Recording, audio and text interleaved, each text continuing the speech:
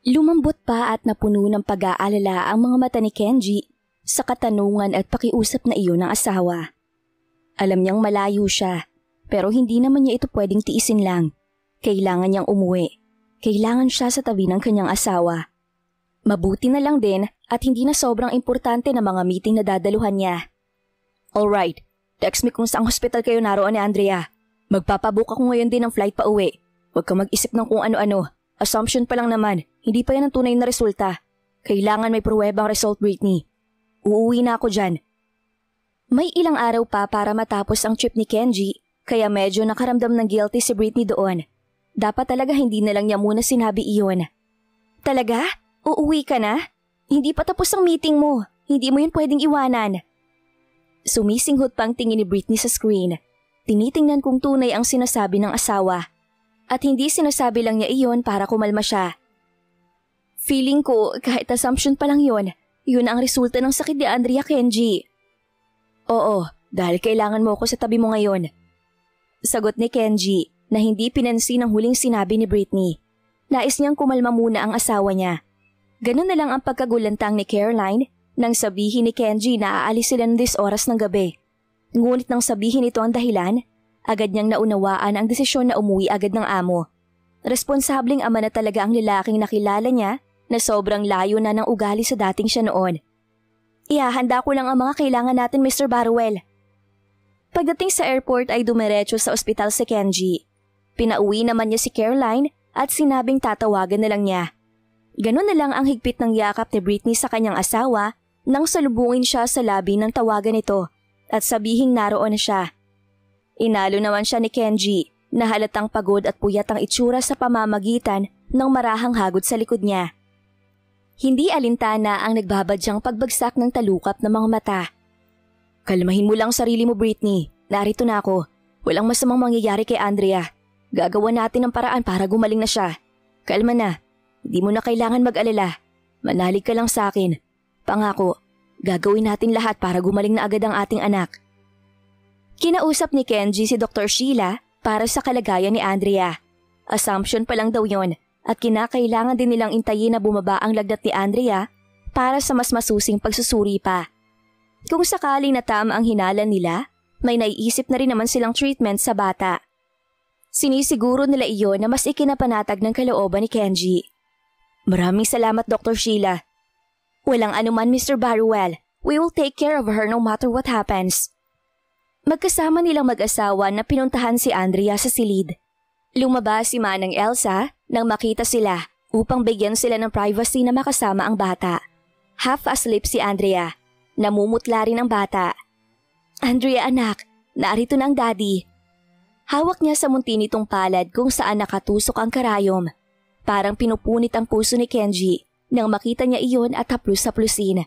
Nakalarawan sa mga mata niya na kung pwedeng akuin niya ang sakit gaya ng naiisip ni Britney, paniguradong ginawa na nila. Gagaling na ikaw. Masakit bang tusok ng karayom? Tatanggalin din nila yan. Marahang tumango si Andrea na naaninag ang imahe ng ama. Ngumiti ang bata pero hindi umabot sa mata. Huwag kang mag-alala. Gagawin naming lahat ng mami para mawala ng sakit. Sa ngayon tiis na lang muna ha. Kailangan mong tiisin ang sakit. Masuyong hinaplos ni Kenji ang ulo ni Andrea na humikbi na. Nilingon na niya ang inang si Britney na tahimik pa rin nagmamasid habang nakatayo lang. Hindi maalis ang paningin sa kanilang mag-ama. Huwag nang umiyak, Andrea. Lalo lang sasakit ang nararamdaman mo sa katawan kapag umiyak ka. Hindi na napigilan pa ni Andrea ang maiyak sa halip na makinig sa sinasabi ni Kenji sa kanya. Mami! Nagkukumahog na inilapit ni Britney ang katawan niya nang kunin na ni Andrea ang kanyang pansin. Yes, Andrea. Narito lang ang mami. Anong kailangan? May gusto kang kainin o inumin? Umiling si Andrea. Itinaas lang ang 2 kamay upang magpakarga lang sa kanya na hindi naman binigo ni Britney. Binuhat niya ang nilalagnat pa rin itong katawan. Umayos naman ang tayo si Kenji na hinagod na ang likod ni Andrea na nakasubsob na ang mukha sa leeg ni Britney. Padukwang na lumapit si Kenji sa asawa na nagawa pang abutin ang labi niya para sa isang halik. Humikbi na ng tuluyan doon si Britney. Sa halip na maging kalmado parang gusto naman niyang paglandasin ang nag-aalalang luha. Everything will be alright. Anas pa ni Kenji na nakatingin na ang mga mata kay Britney. Nang mapagod si Britney ay si Kenji naman ang kumarga kay Andrea na ayaw magpababa ng kama. Nakakatulog ito saglit ngunit agad ding magigising. Salita nilang isinayaw ang bata hanggang sa bubaba ang lagnat nito. Ganon din ang ginawa nila ng mga sumunod na araw. Nanatili lang sila ng ospital upang samahan si Andrea na mas umarte pa. Kay Kenji lang ito gustong magpakarga. Kaya naman hindi na napigilan ni Britney na makaramdam din ng awa sa asawa. Pagod na pagod at puyat na puyat ito. Sa gabi inaalagaan niya si Andrea. Sa araw naman ay busy siya upang asikasuhin ang trabaho. Andrea, pwede bang ang mami nilang muna ang magkarga sa iyo ngayong gabi? Busy pa ang daddy dahil sa work at napagod din siya ngayong araw. Nagsimula na itong umiyak at umiling kay Britney. I want daddy, mami! Andrea! Puno ng pakiusap na sambit ni Britney. Si daddy ang gusto ko, mami! Si daddy! Nang marinig naman iyon ni Kenji na naiidlip pa lang ng ilang minuto at mababaw sa sofa, ay agad itong bumangon upang asikasuhin ang anak. Pagod pa ito galing sa online meeting niya. Pero walang anumang reklamo ang namutawi sa kanyang bibig. Ako nang bahala sa kanya, Britney. Ako na. Huwag ka na mag-alala. Pupungas-pungas na sambit ni Kenji habang binubuhat si Andrea upang ihele na at para makatulog na sa init ng kanyang mga bisig. Isang malalim na buntong hininga ang pinakawala ni Britney. Awang-awa man sa asawa, wala siyang magawa dahil kapag hindi na pagbigyan si Andrea, ay lalo lang ito doong magwawala. Bagay na mahirap para sa kanilang mag-asawa, kaya hahayaan na lang niya na makuha ang gusto niya. Are you sure kaya mo? Baka naman katawan mong bumigay na. Hayaan mo ako na muna ang… Shh! Kaya ko, Britney. Para sa anak natin. Pilit kong kakayanin. Ikaw na munang umidlip. Mukhang mas kailangan mo ng tulog. Sige na, ako na dito. Isang linggo ang lumipas at ang assumption na sakit ni Andrea ay nagkaroon ng linaw ng lumabas ng result. Acute blood disease. Iyon ang sakit niya. Dr. Sheila, sigurado ba kayo dyan? Hindi na narinig pa ni Kenji ang sagot ng doktor. Dahil nabaling na ang atensyon niya sa asawa na kung hindi niya nahawakan ay pihadong humandusay na ang katawan sa sahig at nawala ng ulirat. Putlang-putla na ito. Halatang gulantang si Britney sa kanyang mga nalaman. May hint na siya pero iba pa rin talaga kapag mismong narinig niya na ito. Britney, gumising ka! Bulalas ni Kenji na tinapik na ang magkabilang pisngi ng kanyang asawa. Nang mahimasmasan si Britney, ay binalikan na ni Kenji ang doktor na nakatingin lang sa kanilang mag-asawa.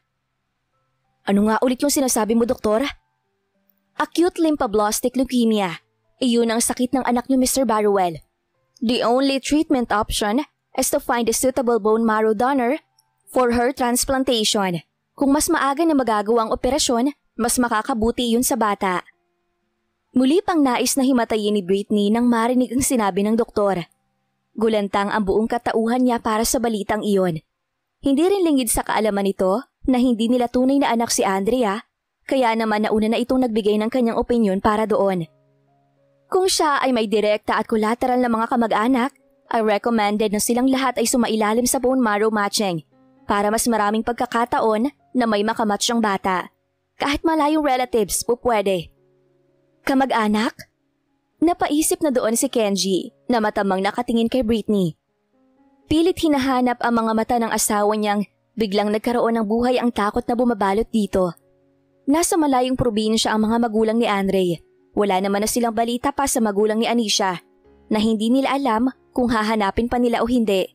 Kung sakali lang ay kailangan pala nilang sadyain ang mga iyon doon. Matanda ng mga ito, ngunit baka sakaling may magmatch sa mga kamag-anak. Magpapatest ako. Baka sakaling magmatch kami. Maya-maya ay mungkahi doon ni Kenji. Nang marinig iyon, napailing na lang ang doktor. Kung hindi ka dugo ng bata, mas may posibilidad na maging zero ang pagiging match niyo, Mr. Barruel. Pasensya na po kayo. Namula ang mga mata ni Kenji nang makita ang napipintong paghikbi ng asawa niyang si Britney.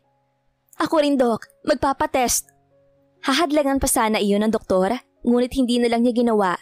Alam niyang desperada na ang mag-asawa, lalo pa at sila ang nagpalaki sa bata. Naiintindihan niya ang nararamdaman nila. Bilang konsiderasyon na lang sa kanila, hahayaan na lang nila kung ano man ang kanilang plano. Sige, kung yun ang gusto niyo, gagawin natin. Nang araw din na yon ay sumailalim sila sa testing at ilang araw ang kanilang hihintayin para sa kanilang result. Bago sila tuluyang talikuran ng doktor, ay sinabihan sila na kailangan na nilang gumalaw upang makausap ang mga relatives ng bata para sa bone marrow matching. Hindi pwedeng maghintay ng matagal si Andrea dahil unti-unti nitong binabawasan ang pag-asa na meron ng katawan ng bata. Binalot ng katahimikan ng silid matapos nitong umalis. Tanging tunog ng hininga ng mag-asawa at beep ng machine na pansamantalang nakakabit kay Andrea ang ingay. "Britney," nilingon si Kenji ng asawa. "Huwag ka sanang sumuko. Kaya natin to.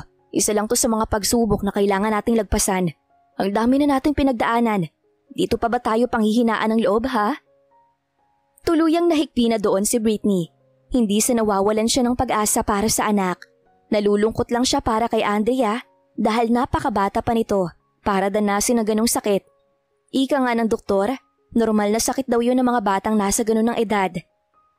Oo naman, isa lang ito sa mga pagsubok natin. Kumbinsi ni Britney sa kanyang sarili kahit mahirap. Kinagabihan, matapos na tawagan ng pamilya ni Andre, ay malakas na bumuhos ang ulan. Ilang minuto nang nakatayo si Britney sa may bintana, pinapanood ang bawat bagsak noon. Kung anong lakas ng patak ng ulan, siyang lakas din ng baba ng kanyang mga luha na animo ay sumasabay doon. Hindi nakaligtas iyon sa paningin ni Kenji na kanina pa siya pinagmamasdan. Nakaupo ito malapit sa kama kung saan nahihimbing na si Andrea. Nagkaroon ng mahinang tunog ang kanyang mga hikbi nang maramdaman niya ang pagyakap ni Kenji mula sa kanyang likod. Kinagat niya ang labi upang wag mag-umalpas yon. Pero alam niyang batid ni Kenji ang kanyang ginagawang pag-iyak. Puno ng pag-aalala ang kanyang puso. Paano kung wala ring mag-match sa mga kamag-anak ni Andrea? Paano na ang bata? Hindi niya matatanggap. Huwag kang mawala ng pag-asa, Britney. Malay natin isa sa atin ang himalang maging match niya. Nang gabing yon ay halos hindi makatulog ang mag-asawa sa patong-patong na iniisip nila. Ang orihinal na plano nila ay isa lang sa kanila ang pupunta sa Bataan kung saan naninirahan ang kamag-anak ni Andre at ang isa sa kanila ay maiiwan upang magbantay kay Andrea. Subalit nagbago ang desisyon na dapat ay si Britney lang ang aalis.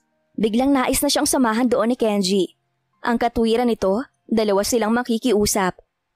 Kung kinakailangan natin lumuhod sa kanila para pumayag sila, bukal sa loob na gagawin natin, Britney. Wala silang inaksayang panahon doon. Habang tulog si Andrea, ay nagdesisyon ang mag-asawang umalis na. Ibiniling nila sa maiiwang si Manang Elsa na anuman ang mangyari, tawagan agad sila kapag may mga emergency na pangyayari sa anak nila. Mami, hindi po ba uuwi si Andrea? Si Noah yon habang nag-iimpake sila ng mga dadalhin. Ipinaliwanag na nilang nasa ospital ang kapatid. Hindi lang yun maarok ni Noah dahil wala naman silang sinabi na dahilan. Basta may sakit lang din ito. Hindi pa anak, kailangan pa ni Andrea ng gamot. Isan kayo pupunta ni Daddy? Tanong nitong tiningnan pa ang luggage nilang dala. Hindi nila alam kung gaano katagal sila makikiusap sa kanila. Susubukan namin ng Daddy na maghanap ng gamot ni Andrea para mas mapadali ang pagaling niya. Dito ka lang ha, behave ka lang sa Yaya Tina. Gusto ka man naming isama ng Daddy pero hindi pwede. Huwag kang mag-alala, pagbalik namin at gumaling na si Andrea, pwede ka nang bumisita sa kanya. Huwag ka sana magselos sa kanya, Noah. Marahang tumango ang bata. Naiintindihan ko po, Mami. Good boy anak, big kuya ka ni Andrea kaya alam naming maiintindihan mo ang sitwasyon. Lapit na rin ni Kenji sa kanila at niyakap na si Noah. Nais niyang maramdaman ng anak na wala silang paborito sa kanilang dalawa ni Andrea. Basta tandaan mo palagi na mahal ka ng Daddy at Mami. Kayong dalawa ni Andrea, lahat ay gagawin namin ng Mami para maging malusog kayo at lumaki ng walang anumang problema, lalo sa kalusugan niyo. Matapos na magbigay ng yakap nilang mag-anak sa mga anak, ay tumulak na rin paalis sina Britney at Kenji, patungo ng airport. Sa Subic Bay International Airport sila lalapag. Mula doon ay magte-take sila ng sasakyan na nakontak na ni Kenji. May nauna na rin sa kanila na ilang mga tauhan doon upang umalalay pagdating nila sa lugar dahil hindi pa nila gaano gamay doon. Mabuti na iyong nag-iingat sila at laging handa. Gabi na nang sapitin nila ang hotel kung saan sila nakatalagang mag-check-in. Bakas ang pagod sa kanilang buka nang lumula ng elevator, ngunit hindi nila alintana iyon na pilit na nagpapakatatag. Ilang araw na kasi silang walang maayos na tulog. Nakahanda ang mag-asawa na gawin ang lahat upang maging maayos lang ang kalagayan ni Andrea. Kaya nakikipagsapalaran sila kahit na sobrang hirap noon. Lalabas pa ba tayo o magpapadala na lang tayo ng pagkain sa silid? Lingon ni Kenji sa asawa nang makalula ng elevator. Kapwa na pasandal na sa pader noon ang kanilang likod na naghahanap ng pahinga. Magpa-deliver na lang tayo. Gusto ko nang matulog pagkatapos kumain. Hindi ko na kayang gumala pa. Automatikong umaliko ng isang braso ni Kenji sa bewang ng asawa na wala namang naging kibo. Naramdaman ni Britney ang ilang malalim na buntong hininga ng asawa. Matapos noon ay masuyo ni Kenji na isinandal ang kanyang ulo sa isang balikat niya. Marahan namang humaplos ang isang kamay ni Britney sa buhok ni Kenji bilang tugon sa sinabi. Alam niyang gaya niya na pagod na rin ito sa mga nangyayari sa kanilang buhay. Pero ni isa ay wala siyang narinig na reklamo mula sa kanyang asawa. Sana pumayag sila nang matapos na ang problema natin, Kenji. Umahon ang ulo ni Kenji sa balikat niya at hinarap na ang asawa. Mas nagdepena pa ang pagod na nakatago at mababasa sa kanilang mga mata doon. Sana nga, pero kung sakali man na ayaw nilang pumayag, ay subukan natin na gawan ng paraan. Makiusap din tayo. Kadugo pa rin naman nila si Andrea kahit na anong sabihin. May patak pa rin ang anak nila ang dugo ni Andrea na sana ay hindi rin nila matiis. Bumukas na ang elevator at napilitan na silang lumabas. Matapos na makapasok ng silid, ay pata ang katawan na bumagsak silang dalawa ng kama.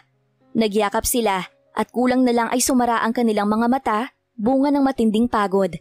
Kapwa sila hinihila ng antok, subalit pinigilan iyon ni Britney dahil kailangan nilang kumain muna bago matulog. Kung kaya naman pinukaw niya na si Kenji. Gising Kenji, kumain muna tayo bago matulog. Mahinang tapik na sa magkabilang pisngi ng asawa. Mabigat man ang talukap ng mga mata at handa ng matulog ng mahimbing nang mapilitang bumangon si Kenji. Tinulungan niyang bumangon si Britney at nang nakaupo na ito ay nag-order na siya ng pagkain. 8:00 na nang dumating ang pagkain nila na agad na nilang pinagsaluhan ng matapos na. Anong iniisip mo? Negatibo pa rin ba, Britney? Tanong ni Kenji nang mapansing tulala ang asawa. Wala. Nag-aalala lang naman ako na baka hindi pumayag ang mga kamag-anak ni Andrea na magpa-test para maging donor niya. O kung magpa-test man sila at mapagtagumpayan natin yon, paano kung ni isa sa kanila ay walang nag-match sa kanya? Ano na lang ang gagawin natin? Meron pa bang pag-asa yon? Ang hirap na isipin. Natigilan si Kenji ng ilang sandali. Sa totoo lang ay nais na rin niyang sumuko. Ang plano niya just in case na ganun ang resulta ay lalabas sila ng bansa. Doon siya maghahanap ng donor ng bata, kahit magkano pa. Nakahanda siyang maglustay ng malaking halaga. Britney, tama ng pag-iisip. Sinabihan naman kitang wag mo nang isipin yun, di ba? Basta, maniwala na lang tayo na ang lahat ng ito ay may katapusan. May makukuha tayong donor niya. Kung wala man, iisip tayo ng ibang paraan. Marami pang paraan, Britney. Hindi kumibo si Britney na nanatiling tulala sa kawalan. Ubusin mo yung pagkain mo at magpapahinga na tayo. Kailangan natin magkaroon ng lakas bukas para harapin ang mga kamag-anak ni Andre. Sige na. Tinanghali na ang mag-asawa na magising kinabukasan. Ganun pa man, ay hindi pa rin naman sila na late sa usapang tagpuan ng pamilya ni Andre. Pagdating nila doon, ay nakaupo na sa malaking mesa ang mga malalapit na kamag-anak ng tunay na ama ni Andrea. Walang imik na naupo na si Britney at Kenji sa bakanting upuan kahit padamanan ng mag-asawa ang mabigat na tinging ipinupukol nila sa kanila. Yung mga tinging parang sila ang may kasalanan kung bakit nagkaroon ng sakit ang batang kamag-anak nila. Bagay na hindi naman nila kontrol. Gaya po ng unang nasabi namin sa inyo, naparito kami dahil nais naming ilapit ang kalagayan ni Andrea. Sana po, pumayag kayo sa request naming test. At talagang may gana pa kayong lumapit sa amin? Pagkatapos ng lahat ng ginawa nyo? Bakit nyo inangkin ang bata? Sana ibinigay nyo na lang sa amin kung hindi nyo naman kayang alagaan. Oo nga, pinabayaan nyo lang ang bata. Ang lakas ng apag na lumapit kung kailan may sakit ang bata. Kasalanan nyo yan, kasalanan nyo. Kung ano-ano pa ang masasakit na salita ang kanilang narinig mula sa mga relatives ni Andrea. Puno ng kawalan ng pag-asang tumingin na si Britney sa asawa niyang nagtitimpi na sumabog sa harap nila. Nakakalat ang mga tauhan nito sa paligid at kapag may hindi magandang nangyari, handa silang umatake. Nanatiling tikom ang bibig ni Kenji doon. Wala po kaming kasalanan. Genetic ang sakit. Ang ibig sabihin ay namamana. Aba, talagang sisisihin mo pa ang mga magulang ng bata na wala na sa mundo? Ikaw na nga ang ginawa nila ng pabor, tapos ganyan? Wala kang utang na loob ah. Kung bawiin namin ang cornea ni Andre, sa tingin mo makakakita ka pa kaya ha? Kaya nga po pinagbabayaran namin ang lahat po, di ba? Inaalagaan naming mabuti ang anak nila bilang pagtanaw ng utang na loob. May minsan na hindi namin siya pinabayaan. Gano'n naman pala. Bakit kayo narito ngayon at humihingi ng tulong? Gawan niyo na lang yan ang paraan. Idadamay niyo pa talaga kami dyan ha? Iistorbohin niyo pa talaga kami? Lubusin niyo na. Ang mga malalayong relatives lang iyon ni Andre at hindi ang kanyang mga magulang mismo na titig sa mga mata ni Britney. Batid kasi nilang cornea iyon ng kanilang anak na miss na nilang makasama. Hindi lang yun ang unang beses na nakita nila si Britney. Pagka wala ng mag-asawa, ay nakipagkita si Britney sa kanila. May basbas din nila ang pag-aaruga nila kay Andrea. Tulungan niyo po sana kami. Willing kami magbigay kahit na magkano sa makakamatch niya para matapos ng paghihirap ng bata. Mahal na mahal namin siya. Anak na rin namin ang turing. Gusto pa namin siyang makasama ng matagal hanggang sa magdalaga siya. Maawa sana kayo sa kalagayan ng bata. Naiiyak ng sabit ni Britney na nakatingin sa mga magulang ni Andre na punong-puno ng pakiusap at paghihingi ng pag-unawa at pahintulot. Kung buhay po silang mag-asawa, sigurado akong ang tanging hangad din nila ay ang maging maayos ang lagay ni Andrea. Yun lang naman po ang tanging hangad namin, kaya kami lumalapit sa inyo. Please, pumayag na po sana kayo.